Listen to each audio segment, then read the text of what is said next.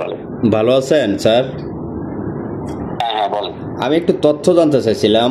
একাধিক সূত্রে জানতে পারছি বা বিভিন্ন অনলাইনে জানতে পারছি যে কুমিল্লার দুইটা সাংবাদিক, একটা হচ্ছিল শাহজাদা ইমরান আর একটা হচ্ছিল তরুণ, আপনাদের ডিস্ট্রিক্টে বর্তমান এটা কি পুলিশ হেফাজতে আছে বা এটা একটু বিস্তারিত আমাকে একটু বলেন।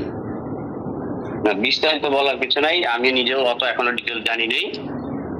সেটা হচ্ছে যে ওই তারা ওই বর্ডার পাস হওয়ার জন্য ঘোরাঘুরি করতেছিল সন্দেহজনক, গোপন সংবাদ পাওয়ার পরে ডিবি টিম ওখানে তাদেরকে ধরে তাদেরকে জিজ্ঞাসাবাদ করে ইয়ে করছে, বিভিন্ন তথ্য পেয়েছে, তারা আবার তাদেরকে ঢাকা নিয়ে গেছে এখনো যাচাই বাছাই করার জন্য, যার ফলে আমি এখনো এর বেশি কিছু জানি না। এখন ওখান থেকে ফিরলে আমি বলতে পারবো। জি স্যার, বর্তমান তাদের হাতে কি পাইছেন, মানে এই জিনিসটা একটু বলেন। আরে বাবা, সেটাই তো আমি বলতে পারতেছি না, আমার সাথে তো আর কথা হয় নাই।